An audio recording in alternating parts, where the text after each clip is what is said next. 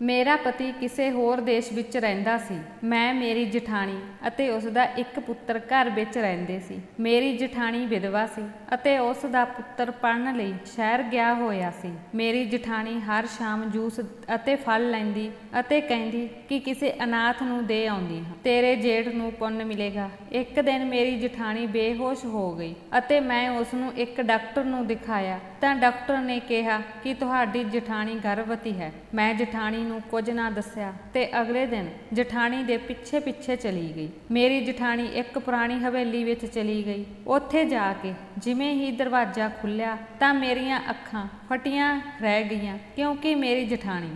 ਮੈਂ ਮੇਰੀ ਭੂਆ ਦੇ ਘਰ ਰਹਿੰਦੀ ਸੀ। ਮੇਰੇ ਅੱਗੇ ਪਿੱਛੇ ਕੋਈ ਨਹੀਂ ਸੀ। ਮੇਰੀ ਭੂਆ ਨੇ ਮੇਰੇ ਲਈ ਆਏ ਪਹਿਲੇ ਰਿਸ਼ਤੇ ਨੂੰ ਹਾਂ ਕਰ ਦਿੱਤੀ ਅਤੇ ਮੈਨੂੰ ਘਰੋਂ ਵਿਦਾ ਕਰ ਦਿੱਤਾ, ਕਿਉਂਕਿ ਭੂਆ ਜੀ ਦੀ ਆਪਣੀ ਧੀ ਵੀ ਵਿਆਹ ਲਈ ਬੈਠੀ ਸੀ। ਇੰਨੀ ਜਲਦੀ ਮੇਰਾ ਵਿਆਹ ਤੈਅ ਹੋ ਗਿਆ। ਮੈਂ ਉਹਨਾਂ ਦੀਆਂ ਧੀਆਂ ਨਾਲੋਂ ਜ਼ਿਆਦਾ ਸੋਹਣੀ ਸੀ, ਇਸ ਲਈ ਭੂਆ ਨੂੰ ਡਰ ਸੀ ਕਿ ਕਿਤੇ ਮੇਰੇ ਲਈ ਸਭ ਤੋਂ ਵਧੀਆ ਰਿਸ਼ਤਾ ਨਾ ਆ ਜਾਵੇ। ਇਸੇ ਲਈ ਜਦੋਂ ਰਾਹੁਲ ਦਾ ਰਿਸ਼ਤਾ ਮੇਰੇ ਲਈ ਆਇਆ ਤਾਂ ਮੇਰੀ ਭੂਆ ਨੇ ਮੇਰੇ ਫੁੱਫੜ ਜੀ ਦੇ ਕੰਨ ਭਰੇ ਤੇ ਝੱਟ ਮੇਰਾ ਵਿਆਹ ਕਰਵਾ ਦਿੱਤਾ, ਜਿਵੇਂ ਮੈਂ ਭੱਜ ਕੇ ਜਾ ਰਹੀ ਹੋਵਾਂ। ਪਰ ਮੈਂ ਖੁਸ਼ਕਿਸਮਤ ਸੀ ਕਿ ਮੈਨੂੰ ਅਜਿਹਾ ਚੰਗਾ ਪਤੀ ਮਿਲਿਆ। ਮੇਰਾ ਪਤੀ ਬਹੁਤ ਅਮੀਰ ਨਹੀਂ ਸੀ, ਪਰ ਜਿਵੇਂ ਹੀ ਮੇਰਾ ਵਿਆਹ ਹੋਇਆ ਉਸ ਨੂੰ ਆਰਥਿਕ ਤੰਗੀ ਦਾ ਸਾਹਮਣਾ ਕਰਨਾ ਪਿਆ, ਕਿਉਂਕਿ ਮੇਰੇ ਵਿਆਹ ਤੇ ਬਹੁਤ ਖਰਚਾ ਆਇਆ ਸੀ। ਮੇਰੇ ਪਤੀ ਨੇ ਚੰਗੇ ਢੰਗ ਨਾਲ ਵਿਆਹ ਕਰਵਾਉਣ ਲਈ ਬਹੁਤ ਸਾਰਾ ਕਰਜ਼ਾ ਲਿਆ ਸੀ, ਇਸ ਲਈ ਉਹਨਾਂ ਨੂੰ ਉਹ ਕਰਜ਼ਾ ਮੋੜਨ ਲਈ ਵਿਦੇਸ਼ ਜਾਣਾ ਪਿਆ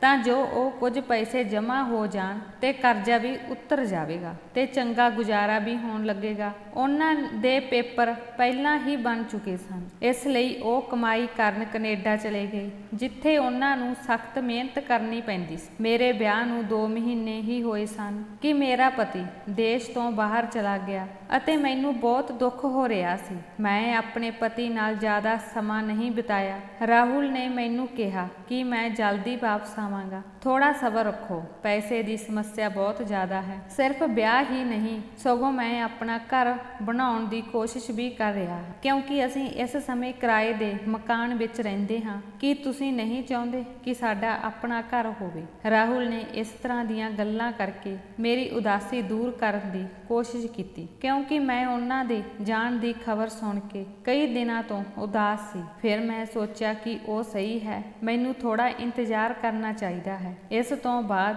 ਜਦੋਂ ਸਾਡੀ ਆਰਥਿਕ ਸਥਿਤੀ ਠੀਕ ਹੋ ਜਾਵੇਗੀ ਤਾਂ ਅਸੀਂ ਖੁਸ਼ਹਾਲ ਜੀਵਨ ਸ਼ੁਰੂ ਕਰਾਂਗੇ। ਮੈਂ ਆਪਣੇ ਪਤੀ ਨੂੰ ਦੇਸ਼ ਤੋਂ ਬਾਹਰ ਭੇਜ ਦਿੱਤਾ ਸੀ, ਪਰ ਹੁਣ ਮੈਂ ਅਤੇ ਮੇਰੀ ਜਠਾਣੀ ਇਸ ਘਰ ਵਿੱਚ ਰਹਿ ਗਏ ਸੀ। ਇਸ ਥੋੜੇ ਸਮੇਂ ਵਿੱਚ ਮੈਂ ਆਪਣੀ ਜਠਾਣੀ ਨਾਲ ਜ਼ਿਆਦਾ ਗੱਲ ਨਹੀਂ ਕੀਤੀ, ਕਿਉਂਕਿ ਮੈਨੂੰ ਪਤਾ ਸੀ ਕਿ ਮੇਰੇ ਕੋਲ ਆਪਣੇ ਪਤੀ ਨਾਲ ਬਿਤਾਉਣ ਲਈ ਬਹੁਤ ਘੱਟ ਸਮਾਂ ਹੈ। ਇਸੇ ਲਈ ਵਿਆਹ ਤੋਂ ਲੈ ਕੇ ਹੁਣ ਤੱਕ ਮੈਂ ਆਪਣੇ ਪਤੀ ਨਾਲ ਦਿਨ ਰਾਤ ਗੁਜ਼ਾਰੀ। ਮੈਨੂੰ ਆਪਣੀ ਜਠਾਣੀ ਕੋਲ ਬੈਠਣ ਅਤੇ ਗੱਲ ਕਰਨ ਦਾ ਸਮਾਂ ਨਹੀਂ ਮਿਲਦਾ ਸੀ ਤੇ ਨਾ ਹੀ ਇਸ ਸਮੇਂ ਕੋਈ ਲੋੜ ਸੀ। ਮੈਂ ਉਹਨਾਂ ਨੂੰ ਖਾਣਾ ਬਣਾ ਕੇ ਦਿੰਦੀ ਸੀ ਅਤੇ ਉਹ ਚੁੱਪਚਾਪ ਖਾਂਦੇ ਸਨ। ਮੇਰੀ ਜਠਾਣੀ ਸਾਰਾ ਦਿਨ ਅਤੇ ਸਾਰੀ ਰਾਤ ਕੀ ਕਰਦੀ ਸੀ, ਮੈਨੂੰ ਉਸ ਵਿੱਚ ਕੋਈ ਦਿਲਚਸਪੀ ਨਹੀਂ ਸੀ। ਪਰ ਹੁਣ ਜਦੋਂ ਮੇਰਾ ਪਤੀ ਚਲਾ ਗਿਆ ਸੀ, ਮੈਂ ਅਤੇ ਮੇਰੀ ਜਠਾਣੀ ਘਰ ਵਿੱਚ ਸੀ, ਇਸ ਲਈ ਅਸੀਂ ਥੋੜੀ ਬਹੁਤੀ ਗੱਲਬਾਤ ਕਰਦੇ ਸੀ। ਪਰ ਮੇਰੀ ਜਠਾਣੀ ਥੋੜੀ ਅਜੀਬ ਸੀ। ਉਹ ਆਮ ਜਠਾਣੀਆਂ ਤੇ ਸੱਸਾਂ ਵਰਗੀ ਨਹੀਂ ਸੀ। ਜੇ ਮੈਂ ਕੰਮ ਨਾ ਕਰਦੀ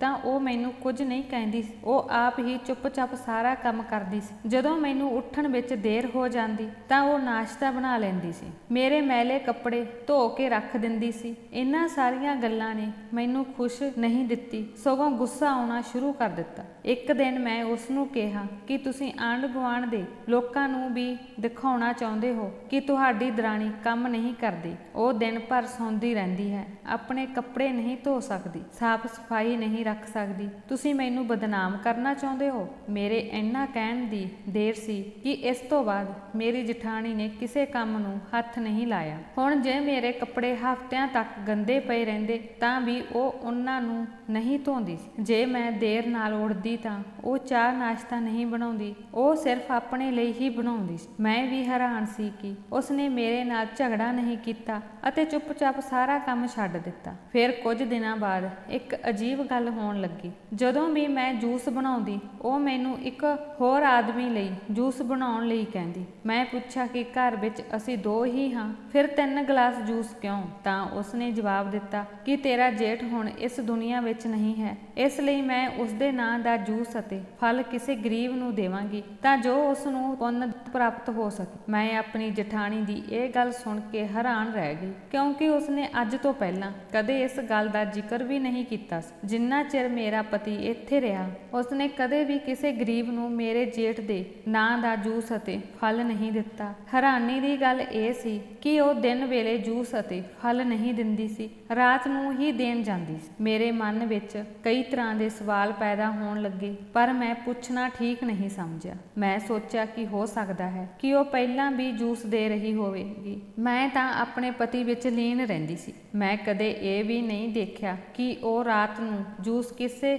ਗਰੀਬ ਨੂੰ ਦਿੰਦੀ ਹੈ ਜਾਂ ਨਹੀਂ, ਪਰ ਮੈਨੂੰ ਸੱਚਮੁੱਚ ਇਹ ਬਹੁਤ ਵਧੀਆ ਲੱਗਾ ਜੋ ਉਸਨੇ ਕਿਹਾ। ਉਸ ਦੇ ਪਤੀ ਨੂੰ ਗੁਜ਼ਰਿਆਂ 2 ਸਾਲ ਹੋ ਗਏ ਸਨ ਅਤੇ ਉਹ ਆਪਣੇ ਪਤੀ ਨੂੰ ਪੁੰਨ ਦੇਣ ਲਈ ਇੱਕ ਗਰੀਬ ਵਿਅਕਤੀ ਨੂੰ ਜੂਸ ਅਤੇ ਫਲ ਦੇ ਰਹੀ ਸੀ। ਇਸ ਲਈ ਇਹ ਚੰਗੀ ਗੱਲ ਸੀ। ਬਹੁਤ ਘੱਟ ਔਰਤਾਂ ਹਨ ਜੋ ਆਪਣੇ ਪਤੀ ਦੀ ਮੁਕਤੀ ਲਈ ਅਜਿਹਾ ਕਰਦੀਆਂ ਹਨ। ਮੈਂ ਆਪਣੀ ਜ਼ਿੰਦਗੀ ਵਿੱਚ ਅਜਿਹੀਆਂ ਔਰਤਾਂ ਘੱਟ ਹੀ ਦੇਖੀਆਂ ਸਨ ਅਤੇ ਮੈਂ ਆਪਣੀ ਜਠਾਣੀ ਨੂੰ ਦੇਖ ਕੇ ਬਹੁਤ ਖੁਸ਼ ਹੋਈ ਸੀ। ਉਹ ਇੱਕ ਸਿੱਧੀ ਸਾਦੀ ਔਰਤ ਜਾਪਦੀ ਸੀ, ਜਿਸ ਨੂੰ ਕਿਸੇ ਵੀ ਚੀਜ਼ ਵਿੱਚ ਕੋਈ ਵੀ ਦਿਲਚਸਪੀ ਨਹੀਂ ਸੀ। ਉਹ ਮੈਨੂੰ ਕੋਈ ਖਾਸ ਚੰਗੀ ਨਹੀਂ ਲੱਗਦੀ ਸੀ, ਪਰ ਮੈਨੂੰ ਉਸ ਦੀ ਇਹ ਗੱਲ ਬਹੁਤ ਪਸੰਦ ਆਈ ਅਤੇ ਮੇਰੇ ਦਿਲ ਵਿੱਚ ਉਸ ਲਈ ਸਤਿਕਾਰ ਵੱਧ ਗਿਆ। ਅਜਿਹਾ ਇਸ ਲਈ ਵੀ ਹੋਇਆ ਕਿਉਂਕਿ ਮੇਰਾ ਨਵਾਂ ਵਿਆਹ ਹੋਇਆ ਸੀ ਅਤੇ ਮੈਂ ਆਪਣੇ ਪਤੀ ਨਾਲ ਬਹੁਤ ਪਿਆਰ ਕਰਦੀ ਸੀ ਅਤੇ ਮੈਨੂੰ ਉਸ ਦੀ ਯਾਦ ਆਉਂਦੀ ਸੀ। ਇਸ ਲਈ ਮੈਂ ਆਪਣੀ ਜਠਾਣੀ ਦਾ ਦਰਦ ਮਹਿਸੂਸ ਕਰ ਸਕਦੀ ਸੀ। ਮੈਂ ਸੋਚਿਆ ਸੀ ਕਿ ਮੈਂ ਆਪਣੇ ਪਤੀ ਨੂੰ ਇੰਨਾ ਪਿਆਰ ਕਰਦੀ ਹਾਂ ਕਿ ਉਸ ਨੂੰ ਥੋੜੇ ਸਮੇਂ ਲਈ ਦੇਸ਼ ਤੋਂ ਬਾਹਰ ਜਾਣਾ ਪਿਆ ਤੇ ਮੇਰੀ ਇਹ ਹਾਲਤ ਹੈ। ਹਾਲਾਂਕਿ ਮੈਨੂੰ ਉਮੀਦ ਹੈ ਕਿ ਉਹ ਵਾਪਸ ਆ ਜਾਣਗੇ, ਪਰ ਮੇਰੀ ਜਠਾਣੀ ਦਾ ਪਤੀ ਇਸ ਦੁਨੀਆ ਤੋਂ ਚਲਾ ਗਿਆ ਸੀ ਅਤੇ ਉਹਨਾਂ ਨੂੰ ਉਮੀਦ ਵੀ ਨਹੀਂ ਸੀ ਕਿ ਉਹ ਕਦੇ ਵਾਪਸ ਆਵੇਗਾ। ਇਹੋ ਜਿਹੀ ਗੱਲ ਸੋਚ ਕੇ ਹੀ ਮੇਰਾ ਦਿਲ ਡੁੱਬ ਜਾਂਦਾ ਸੀ ਅਤੇ ਫਿਰ ਮੈਨੂੰ ਆਪਣੀ ਜਠਾਣੀ ਨਾਲ ਹਮਦਰਦੀ ਹੋਣ ਲੱਗ ਪਈ ਸੀ। ਹੁਣ ਹਰ ਔਰਤ ਜੋ ਆਪਣੇ ਪਤੀ ਨਾਲ ਬਹੁਤ ਪਿਆਰ ਕਰਦੀ ਹੈ, ਮੈਨੂੰ ਉਹ ਔਰਤ ਚੰਗੀ ਲੱਗਦੀ ਸੀ ਅਤੇ ਮੈਨੂੰ ਉਹਨਾਂ ਔਰਤਾਂ ਦੇ ਨੇੜੇ ਬੈਠਣਾ ਵੀ ਚੰਗਾ ਨਹੀਂ ਲੱਗਦਾ ਸੀ ਜੋ ਬਿਨਾਂ ਕਿਸੇ ਕਾਰਨ ਆਪਣੇ ਪਤੀਆਂ ਦੀ ਬੁਰਾਈ ਕਰਦੀਆਂ ਸਨ। ਮੇਰੀ ਜਠਾਣੀ ਰੋਜ਼ ਰਾਤ ਨੂੰ ਜੂਸ ਪੀ ਕੇ ਘਰੋਂ ਬਾਹਰ ਜਾਂਦੀ ਸੀ ਤੇ ਕਾਫੀ ਦੇਰ ਬਾਹਰ ਰਹਿੰਦੀ ਸੀ। ਮੈਨੂੰ ਨੀਂਦ ਆਉਂਦੀ, ਪਰ ਮੈਨੂੰ ਜਾਗਣਾ ਪੈਂਦਾ ਕਿਉਂਕਿ ਮੈਂ ਆਪਣੀ ਜਠਾਣੀ ਲਈ ਦਰਵਾਜ਼ਾ ਖੋਲ੍ਹਣਾ ਹੁੰਦਾ ਸੀ। ਇੱਕ ਦਿਨ ਪਰੇਸ਼ਾਨ ਹੋ ਕੇ ਮੈਂ ਆਪਣੀ ਜਠਾਣੀ ਨੂੰ ਕਿਹਾ ਕਿ ਜਦੋਂ ਤੁਸੀਂ ਜੂਸ ਅਤੇ ਫਲ ਦੇਣ ਜਾਂਦੇ ਹੋ ਤਾਂ ਇੰਨੀ ਦੇਰ ਕਿਉਂ ਲੱਗ ਜਾਂਦੀ ਹੈ? ਮੈਨੂੰ ਜਲਦੀ ਸੌਣ ਦੀ ਆਦਤ ਹੈ ਕਿਉਂਕਿ ਸਵੇਰੇ ਜਲਦੀ ਹੀ ਰਾਹੁਲ ਦੇ ਫੋਨ ਆਉਣ ਦਾ ਸਮਾਂ ਹੁੰਦਾ ਹੈ। ਮੇਰੀ ਜਠਾਣੀ ਨੇ ਕਿਹਾ ਕਿ ਗਰੀਬਾਂ ਨੂੰ ਖਾਣਾ ਦੇ ਕੇ ਮੈਂ ਆਂਢ ਗੁਆਂਢ ਚਲੀ ਜਾਂਦੀ ਹਾਂ, ਮੈਂ ਉੱਥੇ ਗੱਲ ਕਰਦੀ ਹਾਂ, ਇਸੇ ਲਈ ਥੋੜੀ ਦੇਰ ਹੋ ਜਾਂਦੀ ਹੈ। ਹੁਣ ਤੋਂ ਤੁਸੀਂ ਸੌਂ ਜਾਇਆ ਕਰੋ ਅਤੇ ਮੇਰੀ ਚਿੰਤਾ ਛੱਡ ਦਿਓ। ਮੈਂ ਦਰਵਾਜ਼ੇ ਨੂੰ ਬਾਹਰੋਂ ਤਾਲਾ ਲਗਾ ਕੇ ਚਾਬੀ ਆਪਣੇ ਨਾਲ ਲੈ ਜਾਇਆ ਕਰੋ। ਜਠਾਣੀ ਦੀ ਇਹ ਗੱਲ ਸੁਣ ਕੇ ਮੈਨੂੰ ਬਹੁਤ ਰਾਹਤ ਮਿਲੀ, ਭਾਵ ਮੇਰੀ ਸਮੱਸਿਆ ਹੱਲ ਹੋ ਗਈ। ਹੁਣ ਮੈਂ ਬਿਨਾਂ ਚਿੰਤਾ ਦੇ ਸੌਂ ਸਕਦੀ ਸੀ। ਮੇਰੇ ਪਤੀ ਦੀ ਉੱਥੋਂ ਰਾਤ ਦੀ ਡਿਊਟੀ ਸੀ, ਇਸ ਲਈ ਉਹ ਰਾਤ ਨੂੰ ਮੇਰੇ ਨਾਲ ਗੱਲ ਨਹੀਂ ਕਰਦਾ ਸੀ ਅਤੇ ਮੈਂ ਜਲਦੀ ਸੌਂ ਜਾਂਦੀ ਸੀ। ਅਸੀਂ ਸਵੇਰੇ ਅਤੇ ਸ਼ਾਮ ਤੋਂ ਬਾਅਦ ਦਿਨ ਵਿੱਚ ਕਈ ਵਾਰ ਗੱਲਾਂ ਕਰਦੇ ਸੀ। ਮੈਂ ਸੋਚਿਆ ਕਿ ਜਠਾਣੀ ਇਕੱਲੀ ਬੋਰ ਹੋ ਜਾਂਦੀ ਹੈ, ਇਸ ਲਈ ਉਹ ਰੋਜ਼ ਗੁਆਂਢੀਆਂ ਦੇ ਘਰ ਜਾ ਕੇ ਬੈਠ ਜਾਂਦੀ ਸੀ। ਮੈਨੂੰ ਉਸ ਦੇ ਜਾਣ ਵਿੱਚ ਕੋਈ ਇਤਰਾਜ਼ ਨਹੀਂ ਸੀ। ਨਾ ਤਾਂ ਉਸ ਨੇ ਮੇਰੇ ਮਾਮਲਿਆਂ ਵਿੱਚ ਦਖਲ ਦਿੱਤਾ ਅਤੇ ਨਾ ਹੀ ਮੈਂ ਉਸ ਦੇ ਵਿੱਚ। ਹੁਣ ਮੈਂ ਆਪਣੇ ਆਪ ਨੂੰ ਖੁਸ਼ਕਿਸਮਤ ਸਮਝਣ ਲੱਗੀ ਸੀ ਕਿ ਮੈਨੂੰ ਇੰਨੀ ਚੰਗੀ ਜਠਾਣੀ ਮਿਲੀ ਜੋ ਮੈਨੂੰ ਕੁਝ ਨਹੀਂ ਕਹਿੰਦੀ। ਨਹੀਂ ਤਾਂ ਵਿਆਹ ਤੋਂ ਪਹਿਲਾਂ ਸਾਰਿਆਂ ਨੇ ਮੇਰੇ ਮਨ ਵਿੱਚ ਜਠਾਣੀ ਦਾ ਅਜਿਹਾ ਰੂਪ ਬਣਾ ਦਿੱਤਾ ਸੀ ਕਿ ਮੈਂ ਬਹੁਤ ਡਰ ਗਈ ਸੀ ਕਿ ਪਤਾ ਨਹੀਂ ਮੇਰੀ ਜਠਾਣੀ ਕਿਹੋ ਜਿਹੀ ਹੋਵੇਗੀ। ਇੱਕ ਦਿਨ ਅਚਾਨਕ ਮੈਨੂੰ ਅਜਿਹੀ ਖਬਰ ਮਿਲੀ ਕਿ ਮੇਰੇ ਪੈਰਾਂ ਹੇਠੋਂ ਜ਼ਮੀਨ ਖਿਸਕ ਗਈ ਅਤੇ ਮੈਨੂੰ ਆਪਣੀ ਜਠਾਣੀ ਲਈ ਨਫ਼ਰਤ ਮਹਿਸੂਸ ਹੋਣ ਲੱਗੀ ਤੇ ਮੈਂ ਜੋ ਇੰਨੇ ਦਿਨਾਂ ਤੋਂ ਮੇਰੀ ਜਠਾਣੀ ਦੀ ਤਾਰੀਫ ਕਰ ਰਹੀ ਸੀ, ਮੈਨੂੰ ਮਹਿਸੂਸ ਹੋਣ ਲੱਗਾ ਅਸਲ ਵਿੱਚ ਮੇਰੀ ਭੋਲੀ ਭਾਰੀ ਜਠਾਣੀ ਅੰਦਰੋਂ ਇੰਨੀ ਚਤੁਰ ਚਲਾਕ ਹੋਵੇਗੀ। ਮੈਨੂੰ ਪਤਾ ਵੀ ਨਹੀਂ ਸੀ। ਮੈਂ ਸੋਚ ਰਹੀ ਸੀ ਕਿ ਮੇਰੀ ਜਠਾਣੀ ਇੰਨੀ ਮਾਸੂਮ ਤੇ ਭੋਲੀ ਭਾਲੀ ਹੈ ਕਿ ਉਹ ਪਾਪਾ ਤੋਂ ਦੂਰ ਰਹਿੰਦੀ ਹੈ, ਪਰ ਮੈਨੂੰ ਨਹੀਂ ਪਤਾ ਸੀ ਕਿ ਉਸ ਨੇ ਚੰਗਿਆਈ ਦਾ ਚੋਗਾ ਹੀ ਪਾਇਆ ਹੋਇਆ ਸੀ ਤੇ ਅਸਲੀਅਤ ਇਸ ਦੇ ਬਿਲਕੁਲ ਉਲਟ ਅਤੇ ਬਹੁਤ ਡਰਾਵਣੀ ਸੀ। ਇਸ ਸਭ ਕਿਵੇਂ ਹੋ ਸਕਦਾ ਸੀ? ਮੈਨੂੰ ਯਕੀਨ ਨਹੀਂ ਆ ਰਿਹਾ ਸੀ। ਇਹ ਗੱਲ ਜਾਣ ਕੇ ਮੈਂ ਬਹੁਤ ਦੁਖੀ ਹੋਈ। ਮੈਂ ਬਹੁਤ ਸੋਚ ਰਹੀ ਸੀ ਕਿ ਮੈਨੂੰ ਇਹ ਸਭ ਆਪਣੇ ਪਤੀ ਨੂੰ ਨੂੰ ਦੱਸਣਾ ਚਾਹੀਦਾ ਹੈ। ਖੈਰ ਇਹ ਕੁਝ ਕਿਸੇ ਨੂੰ ਦੱਸਣ ਵਾਲਾ ਸੀ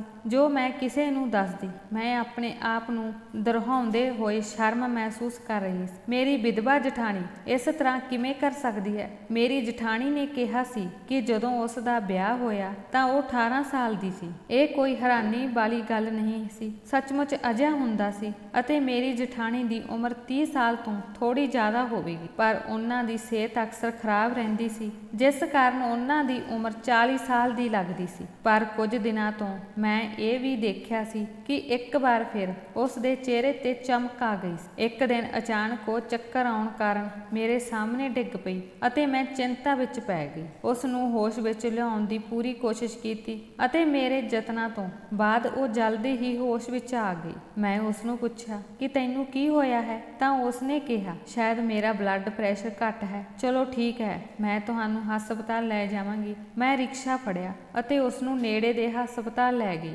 ਜਦੋਂ ਤੱਕ ਮੈਂ ਉਸ ਨੂੰ ਲੈ ਕੇ ਹਸਪਤਾਲ ਪਹੁੰਚੀ, ਉਹ ਇੱਕ ਵਾਰ ਫਿਰ ਬੇਹੋਸ਼ ਹੋ ਚੁੱਕੀ ਸੀ। ਮੈਂ ਚਿੰਤਤ ਸੀ ਕਿ ਉਹਨਾਂ ਨੂੰ ਕੀ ਹੋ ਗਿਆ ਹੈ। ਹੋ ਸਕਦਾ ਹੈ ਕਿ ਉਸ ਦਾ ਬਲੱਡ ਪ੍ਰੈਸ਼ਰ ਸੱਚਮੁੱਚ ਬਹੁਤ ਘੱਟ ਹੋਵੇ ਜਾਂ ਫਿਰ ਬਹੁਤ ਗਰਮੀ ਕਾਰਨ ਹੈ। ਡਾਕਟਰ ਨੇ ਕਿਹਾ ਕਿ ਉਸ ਦੇ ਕੁਝ ਟੈਸਟ ਹੋਣਗੇ। ਡਾਕਟਰ ਨੇ ਉਸ ਨੂੰ ਟੀਕਾ ਲਗਾਇਆ ਅਤੇ ਖੂਨ ਦਾ ਨਮੂਨਾ ਲਿਆ ਅਤੇ ਕੁਝ ਟੈਸਟ ਕੀਤੇ। ਉਸ ਨੂੰ ਹੋਸ਼ ਆਉਣ ਤੋਂ ਬਾਅਦ ਅਸੀਂ ਘਰ ਵਾਪਸ ਆ ਗਏ। ਪਰ ਅਗਲੀ ਸਵੇਰ ਜਦੋਂ ਮੈਂ ਰਿਪੋਰਟ ਲੈਣ ਗਈ ਤਾਂ ਮੇਰੇ ਪੈਰਾਂ ਹੇਠੋਂ ਜ਼ਮੀਨ ਖਿਸਕ ਗਈ, ਕਿਉਂਕਿ ਉਸ ਰਿਪੋਰਟ ਮੁਤਾਬਕ ਮੇਰੀ ਜਠਾਣੀ ਗਰਭਵਤੀ ਸੀ। ਇਹ ਦੇਖ ਕੇ ਮੇਰੀਆਂ ਅੱਖਾਂ ਹੰਝੂਆਂ ਨਾਲ ਭਰ ਆਈਆਂ। ਮੈਂ ਸੋਚਣ ਲੱਗੀ ਕਿ ਇਹ ਸਭ ਕੀ ਹੋ ਰਿਹਾ ਹੈ। ਮੈਂ ਮੇਰੀ ਜਠਾਣੀ ਨੂੰ ਕੁਝ ਨਹੀਂ ਦੱਸਿਆ ਅਤੇ ਬਦਨਾਮੀ ਤੋਂ ਡਰੋ ਰਿਪੋਰਟ ਛਪਾ ਦਿੱਤੀ। ਮੇਰੀ ਜਠਾਣੀ ਦੀ ਸਿਹਤ ਅਜੇ ਵੀ ਓਨੀ ਹੀ ਖਰਾਬ ਸੀ। ਇਸ ਖਰਾਬ ਸਿਹਤ ਦੇ ਬਾਵਜੂਦ ਵੀ ਉਹ ਆਮ ਵਾਂਗ ਜੂਸ ਅਤੇ ਫਲ ਲੈ ਕੇ ਜਾਂਦੀ ਸੀ। ਮੈਨੂੰ ਗੁੱਸਾ ਆ ਗਿਆ। ਮੈਂ ਕਿਹਾ ਇਹ ਔਰਤ ਕਿਹੋ ਜਿਹੀ ਡਰਾਮਾ ਕਰ ਰਹੀ ਹੈ।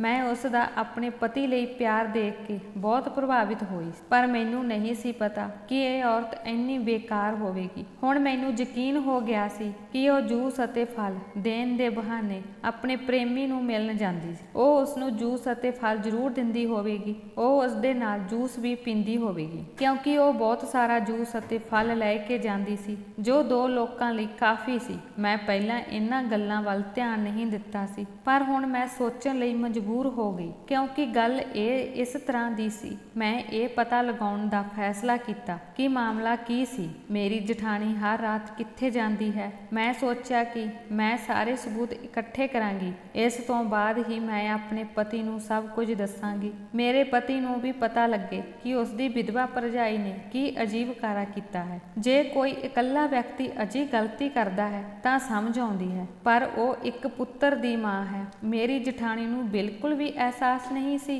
ਕਿ ਜੇ ਉਸ ਦੇ ਪੁੱਤਰ ਨੂੰ ਇਸ ਬਾਰੇ ਪਤਾ ਲੱਗ ਗਿਆ ਤਾਂ ਉਸ ਦਾ ਕੀ ਬਣੇਗਾ। ਉਸ ਦਾ ਪੁੱਤਰ ਹੁਣ ਬੱਚਾ ਨਹੀਂ ਸੀ, ਉਹ ਵੱਡਾ ਹੋ ਗਿਆ ਸੀ, ਸਹੀ ਗਲਤ ਨੂੰ ਸਮਝਣ ਲੱਗਾ ਸੀ। ਇਸ ਉਮਰ ਵਿੱਚ ਜਠਾਣੀ ਨੂੰ ਪਰਮਾਤਮਾ ਦਾ ਨਾਂ ਲੈਣਾ ਚਾਹੀਦਾ ਸੀ। ਇਸ ਉਮਰ ਵਿੱਚ ਆ ਕੇ ਉਹ ਇਸ ਤਰ੍ਹਾਂ ਦਾ ਕੰਮ ਕਿਵੇਂ ਕਰ ਸਕਦੀ ਹੈ। ਮੈਂ ਆਪਣੀ ਜਠਾਣੀ ਦਾ ਪਿੱਛਾ ਕਰਨ ਦਾ ਫੈਸਲਾ ਕਰ ਲਿਆ ਸੀ। ਸੋਚਿਆ ਅੱਜ ਰਾਤ ਜਦੋਂ ਉਹ ਜੂਸ ਅਤੇ ਫਲ ਲੈ ਕੇ ਬਾਹਰ ਜਾਂਦੀ ਹੈ ਤਾਂ ਮੈਂ ਉਸ ਦਾ ਪਿੱਛਾ ਕਰਾਂਗੀ। ਪਰ ਮੈਨੂੰ ਯਾਦ ਆਇਆ ਕਿ ਉਹ ਬਾਹਰੋਂ ਤਾਲਾ ਲਾ ਕੇ ਜਾਂਦੀ ਸੀ, ਕਿਉਂਕਿ ਮੈਂ ਉਸ ਨੂੰ ਕਿਹਾ ਸੀ ਕਿ ਮੈਂ ਜਲਦੀ ਸੌਂ ਜਾਂਦੀ ਹਾਂ। ਉਹਨਾਂ ਦੀ ਉਡੀਕ ਕਰਦਿਆਂ ਮੈਨੂੰ ਦੇਰ ਹੋ ਜਾਂਦੀ ਹੈ। ਮੈਂ ਆਪਣੀ ਜਠਾਣੀ ਨੂੰ ਕਿਹਾ ਕਿ ਬਾਹਰੋਂ ਦਰਵਾਜ਼ਾ ਬੰਦ ਕਰਕੇ ਨਾ ਜਾਇਆ ਕਰਨ। ਮੈਨੂੰ ਡਰ ਲੱਗਦਾ ਹੈ ਕਿ ਜੇਕਰ ਘਰ ਨੂੰ ਅੱਗ ਲੱਗ ਗਈ ਤਾਂ ਮੈਂ ਬਾਹਰ ਕਿਵੇਂ ਨਿਕਲਾਂਗੀ। ਇਹ ਸੁਣ ਕੇ ਜਠਾਣੀ ਦੇ ਚਿਹਰੇ ਦਾ ਰੰਗ ਫਿੱਕਾ ਪੈ ਗਿਆ। ਮੈਨੂੰ ਲੱਗਾ ਕਿ ਉਸ ਨੂੰ ਮੇਰੀ ਗੱਲ ਪਸੰਦ ਨਹੀਂ ਆਈ। ਹੁਣ ਮੈਨੂੰ ਯਕੀਨ ਹੋ ਗਿਆ ਸੀ ਕਿ ਦਾਲ ਵਿੱਚ ਕੁਝ ਕਾਲਾ ਹੈ। ਜਿਵੇਂ ਹੀ ਮੇਰੀ ਜਠਾਣੀ ਜੂਸ ਲੈ ਕੇ ਬਾਹਰ ਗਈ, ਮੈਂ ਆਪਣੀ ਪੁਰਾਣੀ ਚਾਦਰ ਚੁੱਕੀ ਜੋ ਮੈਂ ਵਿਆਹ ਤੋਂ ਪਹਿਲਾਂ ਵਰਤੀ ਸੀ। ਵਿਆਹ ਤੋਂ ਬਾਅਦ ਵੀ ਮੈਂ ਇਹ ਚਾਦਰ ਆਪਣੇ ਨਾਲ ਯਾਦਗਿਰੀ ਚਿੰਨ੍ਹ ਵਜੋਂ ਲੈ ਕੇ ਆਈ ਸੀ। ਮੈਂ ਇਸ ਚਾਦਰ ਦੀ ਵਰਤੋਂ ਕੀਤੀ ਤਾਂ ਜੋ ਮੇਰੀ ਜਠਾਣੀ ਮੈਨੂੰ ਪਛਾਣ ਨਾ ਸਕੇ, ਨਹੀਂ ਤਾਂ ਜੋ ਚਾਦਰ ਮੈਂ ਹਰ ਰੋਜ਼ ਵਰਤਦੀ ਹਾਂ ਉਹ ਚੰਗੀ ਤਰ੍ਹਾਂ ਪਛਾਣ ਸਕਦੀ ਸੀ ਕਿ ਮੈਂ ਉਸ ਦਾ ਪਿੱਛਾ ਕਰ ਰਹੀ ਹਾਂ। ਰਾਤ ਦੇ 9 ਵੱਜ ਚੁੱਕੇ ਸਨ ਅਤੇ ਗਲੀ ਸੁਨਸਾਨ ਸੀ, ਕਿਉਂਕਿ ਆਂਢ ਗੁਆਂਢ ਦੇ ਲੋਕ ਜਲਦੀ ਸੌਣ ਦੇ ਆਦੀ ਸਨ। ਮੈਂ ਜਠਾਣੀ ਦਾ ਇਸ ਤਰ੍ਹਾਂ ਪਿੱਛਾ ਕਰ ਰਹੀ ਸੀ ਕਿ ਉਸ ਨੂੰ ਕੋਈ ਸ਼ੱਕ ਨਾ ਹੋਵੇ ਕਿ ਕੋਈ ਉਸ ਦਾ ਪਿੱਛਾ ਕਰ ਰਿਹਾ ਹੋਇਆ ਹੈ। ਉਹ ਸ਼ਾਇਦ ਆਪਣੀ ਰਫ਼ਤਾਰ ਨਾਲ ਜਾ ਰਹੀ ਸੀ। ਉਸਦੇ ਹੱਥਾਂ ਵਿੱਚ ਜੂਸ ਦਾ ਜੱਗ ਅਤੇ ਫਲਾਂ ਦਾ ਲਿਫਾਫਾ ਫੜਿਆ ਹੋਇਆ ਸੀ। ਪੈਦਲ ਤੁਰਦਿਆਂ ਉਹ ਕਾਫੀ ਦੂਰ ਆ ਚੁੱਕੀ ਸੀ। ਮੈਂ ਹੈਰਾਨ ਸੀ ਕਿ ਇੱਕ ਬਿਮਾਰ ਔਰਤ ਇੰਨੀ ਦੂਰ ਕਿਵੇਂ ਆ ਸਕਦੀ ਹੈ। ਫਿਰ ਉਹ ਇੱਕ ਪੁਰਾਣੇ ਘਰ ਵਿੱਚ ਦਾਖਲ ਹੋਈ। ਉਹ ਘਰ ਬਹੁਤ ਟੁੱਟ ਗਿਆ ਸੀ। ਮੈਨੂੰ ਡਰ ਸੀ ਕਿ ਅੰਦਰ ਦਾਖਲ ਹੁੰਦੇ ਹੀ ਉਹ ਦਰਵਾਜ਼ਾ ਬੰਦ ਕਰ ਦੇਵੇ, ਪਰ ਜਦੋਂ ਮੈਂ ਪਿੱਛਾ ਕੀਤਾ ਤਾਂ ਮੈਂ ਦੇਖਿਆ ਕਿ ਦਰਵਾਜ਼ੇ ਵਿੱਚ ਕੋਈ ਕੁੜੀ ਨਹੀਂ ਸੀ। ਜਾਣੀ ਇਹ ਘਰ ਇੰਨਾ ਪੁਰਾਣਾ ਅਤੇ ਟੁੱਟਿਆ ਹੋਇਆ ਸੀ। ਇਸ ਦੀਆਂ ਛੱਤਾਂ ਅਤੇ ਕੰਧਾਂ ਵੀ ਇਸ ਦੀਆਂ ਗਵਾਹ ਸਨ। ਜਦੋਂ ਮੈਂ ਹੌਲੀ-ਹੌਲੀ ਇਸ ਘਰ ਵਿੱਚ ਵੜੀ ਤਾਂ ਦੇਖਿਆ ਕਿ ਉੱਥੇ ਮੇਰੀ ਜਠਾਣੀ ਦੀ ਉਮਰ ਦਾ ਇੱਕ ਵਿਅਕਤੀ ਮੌਜੂਦ ਸੀ ਅਤੇ ਮੇਰੀ ਜਠਾਣੀ ਉਸ ਨਾਲ ਬੜੇ ਹੀ ਖੁਸ਼ੀ ਭਰੇ ਮਾਹੌਲ ਵਿੱਚ ਗੱਲਾਂ ਕਰ ਰਹੀ ਸੀ। ਉਹ ਸਿਰਫ ਗੱਲਾਂ ਹੀ ਨਹੀਂ ਕਰ ਰਹੀ ਸੀ, ਸਗੋਂ ਉਸ ਵਿਅਕਤੀ ਨੂੰ ਆਪਣੇ ਹੱਥਾਂ ਨਾਲ ਗਲਾਸ ਵਿੱਚ ਜੂਸ ਪਾ ਕੇ ਉਸ ਨੂੰ ਪਿਲਾ ਰਹੀ ਸੀ। ਇਹ ਦ੍ਰਿਸ਼ ਦੇਖ ਕੇ ਮੇਰਾ ਉੱਪਰ ਵਾਲਾ ਸਾਹ ਉੱਪਰ ਅਤੇ ਹੇਠਲਾ ਸਾਹ ਹੇਠਾਂ ਰਹਿ ਗਿਆ। ਇਹ ਕੀ ਹੋ ਰਿਹਾ ਹੈ? ਭਾਵ ਮੇਰੀ ਜਠਾਣੀ ਮੇਰੇ ਨਾਲ ਹਰ ਰੋਜ਼ ਝੂਠ ਬੋਲਦੀ ਸੀ ਕਿ ਉਹ ਗਰੀਬ ਬੱਚਿਆਂ ਨੂੰ ਜੂਸ ਅਤੇ ਫਲ ਦੇਣ ਜਾਂਦੀ ਹੈ,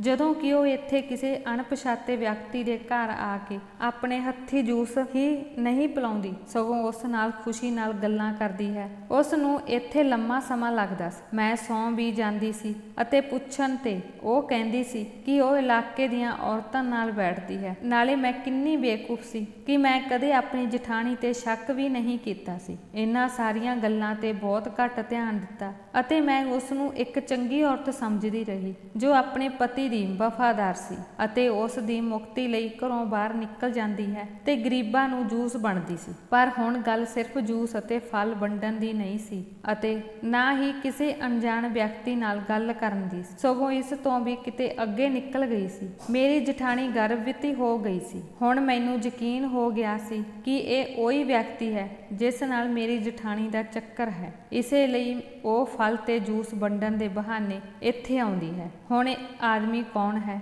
ਮੈਨੂੰ ਨਹੀਂ ਪਤਾ ਸੀ। ਪਹਿਲਾਂ ਤਾਂ ਮੈਂ ਉੱਥੇ ਜਾ ਕੇ ਦੋਹਾਂ ਨੂੰ ਮੂੰਹ ਤੇ ਬੁਰਾ ਭਲਾ ਕਹਿਣਾ ਚਾਹੁੰਦੀ ਸੀ। ਫਿਰ ਮੈਂ ਸੋਚਿਆ ਕਿ ਸ਼ਾਇਦ ਉਹ ਦੋਵੇਂ ਮੇਰਾ ਨੁਕਸਾਨ ਨਾ ਕਰ ਦੇਣ ਅਤੇ ਮੈਂ ਆਪਣੇ ਘਰ ਤੋਂ ਕਾਫੀ ਦੂਰ ਆ ਗਈ ਸੀ। ਮੈਨੂੰ ਚਿੰਤਾ ਸੀ ਕਿ ਕਿਤੇ ਕੋਈ ਚੋਰ ਘਰ ਅੰਦਰ ਨਾ ਵੜ ਜਾਵੇ। ਜਿਵੇਂ ਹੀ ਮੇਰੇ ਦਿਲ ਵਿੱਚ ਚੋਰ ਦਾ ਖਿਆਲ ਆਇਆ, ਮੈਂ ਝੱਟ ਵਾਪਸ ਆ ਗਈ, ਕਿਉਂਕਿ ਮੇਰੇ ਗਹਿਣੇ ਅਤੇ ਕੁਝ ਕੀਮਤੀ ਸਮਾਨ ਵੀ ਉੱਥੇ ਪਿਆ ਸੀ। ਮੈਂ ਇਸ ਬਾਰੇ ਸੋਚਦਿਆਂ ਪਾਗਲ ਹੋ ਰਹੀ ਸੀ। ਮੈਂ ਫੈਸਲਾ ਕੀਤਾ ਕਿ ਜਦੋਂ ਮੇਰੀ ਜਠਾਣੀ ਘਰ ਆਵੇਗੀ ਮੈਂ ਉਸ ਨੂੰ ਉਹ ਸਭ ਕੁਝ ਕਹਿ ਦੇਵਾਂਗੀ ਜੋ ਮੇਰੇ ਦਿਲ ਵਿੱਚ। ਮੈਂ ਉਸ ਅਣਜਾਣ ਵਿਅਕਤੀ ਤੋਂ ਡਰਦੇ ਉੱਥੇ ਕੁਝ ਨਹੀਂ ਕਿਹਾ, ਪਰ ਮੈਂ ਘਰ ਵਿੱਚ ਗੱਲ ਕਰ ਸਕਦੀ ਹਾਂ। ਜਿਵੇਂ ਹੀ ਮੇਰੀ ਜਠਾਣੀ ਵਾਪਸ ਆਈ ਤਾਂ ਮੈਨੂੰ ਜਾਗਦਾ ਦੇਖ ਕੇ ਉਹ ਥੋੜੀ ਘਬਰਾ ਗਈ ਅਤੇ ਪੁੱਛਣ ਲੱਗੀ ਕਿ ਕੀ ਤੁਸੀਂ ਅਜੇ ਸੁੱਤੇ ਨਹੀਂ ਹੋ? ਮੈਨੂੰ ਵੀ ਗੁੱਸਾ ਆ ਗਿਆ। ਮੈਂ ਕਿਹਾ ਕਿ ਜਿਸ ਔਰਤ ਦੀ ਜਠਾਣੀ ਇੰਨੇ ਬੁਰੇ ਕਿਰਦਾਰ ਦੀ ਹੋਵੇ ਉਹ ਕਿਵੇਂ ਸੌਂ ਸਕਦੀ ਹੈ। ਮੇਰੀ ਗੱਲ ਸੁਣ ਕੇ ਜਠਾਣੀ ਹੈਰਾਨ ਨਾਲ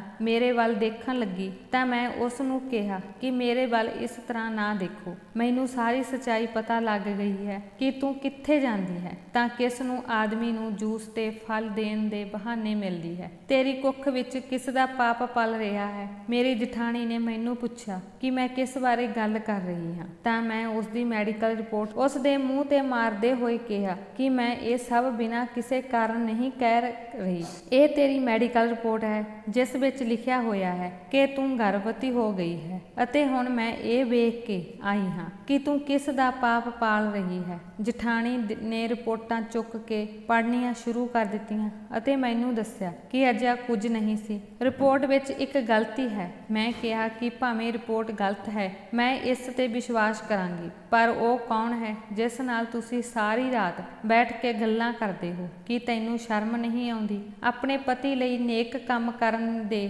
ਨਾਂ ਤੇ ਕਿਸੇ ਹੋਰ ਕੋਲ ਜਾਂਦੀ ਹੈ। ਉਹ ਵਿਅਕਤੀ ਕੌਣ ਹੈ ਜਿਸ ਨਾਲ ਤੁਸੀਂ ਹੱਸ ਕੇ ਗੱਲ ਕਰ ਰਹੇ ਸੀ? ਤੈਨੂੰ ਇਹ ਵੀ ਖਿਆਲ ਹੈ ਕਿ ਤੂੰ ਮੇਰੇ ਪਤੀ ਦੀ ਇੱਜ਼ਤ ਨੂੰ ਮਿੱਟੀ ਵਿੱਚ ਮਿਲਾ ਦਿੱਤਾ ਹੈ। ਮੇਰਾ ਪਤੀ ਲੋਕਾਂ ਨੂੰ ਆਪਣਾ ਮੂੰਹ ਕਿਵੇਂ ਦਿਖਾਵੇਗਾ? ਕੀ ਉਸ ਦੀ ਵਿਧਵਾ ਭਰਜਾਈ ਜੋ ਹੁਣੇ ਵਿਧਵਾ ਹੋਈ ਹੈ, ਗਰਭਵਤੀ ਹੋ ਗਈ ਹੈ, ਜੇ ਮੇਰਾ ਜੇਠ ਜਿਉਂਦਾ ਹੁੰਦਾ ਤਾਂ ਦੁਨੀਆ ਨੇ ਕੁਝ ਨਹੀਂ ਕਹਿਣਾ ਸੀ। ਥੋੜੀਆਂ ਬਹੁਤ ਗੱਲਾਂ ਹੁੰਦੀਆਂ ਤੇ ਫਿਰ ਸਾਰੇ ਚੁੱਪ ਹੋ ਜਾਂਦੇ। ਕੀ ਮੰਨਣ ਵਾਲੀ ਗੱਲ ਹੈ? ਇਹ ਕੋਈ ਅਣਉਚਿਤ ਗੱਲ ਨਹੀਂ ਹੈ। ਇਹ ਕਹਿ ਕੇ ਲੋਕਾਂ ਨੇ ਉਸ ਨੂੰ ਮੰਨ ਲੈਂਦੇ, ਪਰ ਜੇ ਦੁਨੀਆ ਮੇਰੇ ਪਤੀ ਨੂੰ ਤੇਰੇ ਬਾਰੇ ਸਵਾਲ ਕਰੇਗੀ ਤਾਂ ਉਹ ਦੁਨੀਆ ਵਿੱਚ ਕਿਸੇ ਨੂੰ ਮੂੰਹ ਨਹੀਂ ਦਿਖਾ ਸਕੇਗਾ। ਜਿਨ੍ਹਾਂ ਲੋਕਾਂ ਦੀਆਂ ਭੈਣਾਂ ਜਾਂ ਧੀਆਂ ਅਜਿਹੀਆਂ ਹਰਕਤਾਂ ਕਰਦੀਆਂ ਹਨ ਤਾਂ ਉਹਨਾਂ ਦਾ ਸਿਰ ਸ਼ਰਮ ਨਾਲ ਝੁਕ ਜਾਂਦਾ ਹੈ, ਪਰ ਇਹ ਪਹਿਲੀ ਵਾਰ ਹੈ ਜਦੋਂ ਕਿਸੇ ਨੌਜਵਾਨ ਲੜਕੇ ਦੀ ਮਾਂ ਨੇ ਅਜਿਹਾ ਕੰਮ ਕੀਤਾ ਹੈ। ਮੇਰਾ ਪਤੀ ਬਦਨਾਮੀ ਦੇ ਡਰੋਂ ਆਪਣੀ ਜਾਨ ਲੈ ਲਵੇਗਾ। ਜਦੋਂ ਮੈਂ ਆਪਣਾ ਸਾਰਾ ਗੁੱਸਾ ਆਪਣੀ ਜਠਾਣੀ ਅੱਗੇ ਕੱਢਿਆ